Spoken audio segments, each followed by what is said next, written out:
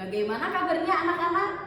Alhamdulillah, semoga anak-anak sehat, bahagia, dan juga dilindungi Allah Subhanahu wa Ta'ala. Nah, anak-anak, kira-kira hari ini hari keberapa ya dalam bulan Ramadan?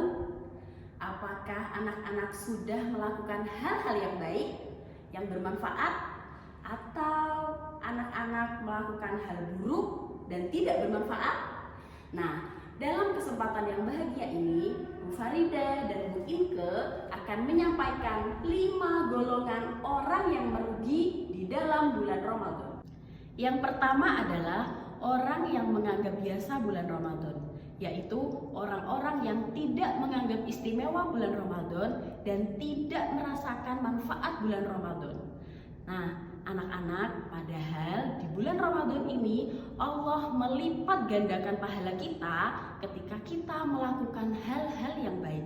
Jadi, jangan sampai anak-anak menjadi orang yang merugi dan tidak melakukan hal yang baik. Yang kedua adalah orang yang tiba-tiba berubah alim ketika bulan Ramadan. Imam Ahmad berkata, seburuk-buruk kaum adalah orang yang mengenal Allah hanya di bulan Ramadan. Bu Farida punya satu contoh. Misalkan ada seorang perempuan yang ketika hari-hari biasa dia tidak menggunakan jilbab, tetapi ketika bulan Ramadan dia menggunakan jilbab, kemudian sholatnya khusyuk, sholat 5 waktu, sholat sunnah juga dikerjakan. Tetapi itu hanya dilakukan ketika bulan Ramadan. Sebelum bulan Ramadan, bahkan sesudah bulan Ramadan, dia tidak lagi memakai jilbab, juga tidak melakukan sholat 5 waktu, tidak melakukan sholat sunnah. Nah, itu termasuk orang yang merugi di bulan Ramadan. Maka anak-anak teruslah berbuat baik dan anak-anak harus berusaha istiqomah dalam melakukan amal yang baik. Selanjutnya, yang ketiga adalah golongan orang-orang yang hanya menahan rasa lapar dan hanya menahan rasa haus. Sebagaimana puasa itu artinya adalah menahan makan dan minum, dan satunya adalah menahan hawa nafsu. Jika ada seseorang yang tidak bisa menahan hawa nafsu, baik itu dari perkataan maupun perbuatan, tidak meninggalkan perkataan dan perbuatan yang buruk, maka akan sia-sialah kalian, maka akan sia-sialah puasa kalian. Sebagaimana yang diriwayatkan oleh Bukhari, yaitu barang siapa yang tidak meninggalkan perkataan dan perbuatan yang buruk, maka Allah tidak butuh dengan makanan dan minuman yang ditinggalkan kalian atau yang saat kalian menunaikan ibadah puasa.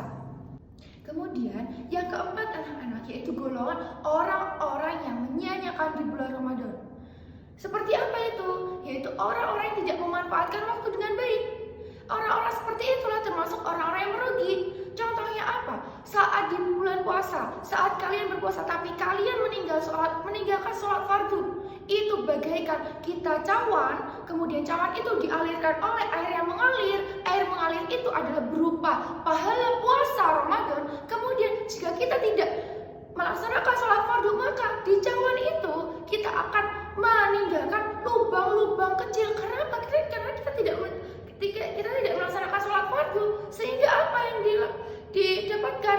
Cawan itu bocor. Itulah yang diibaratkan sebagai kita. Jika kita tidak melaksanakan sholat fardu, maka pahala kita sia-sia, pahala amal puasa kita sia-sia saja. Maka sebaiknya bagaimana anak-anak kita memanfaatkan bulan Ramadan ini dengan sebaik-baik mungkin. Contohnya dengan tadarus Quran, murojaah hafalan, berzikir, bersedekah, beramar ma'ruf nahi munkar terhadap sesama umat muslim dan umat yang lainnya. Nah, yang terakhir anak-anak, yaitu yang kelima, adalah golongan orang-orang yang tetap berbuat maksiat.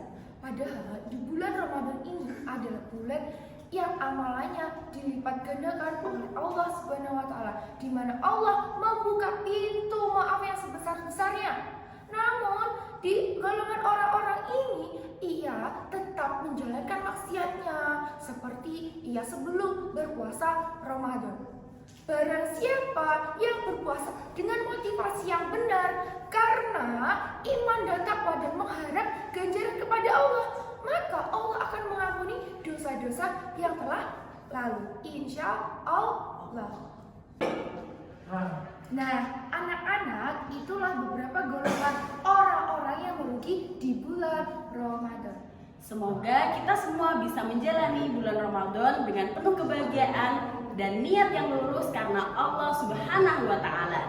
Amin ya Rabbal Alamin. Terima kasih. Wassalamualaikum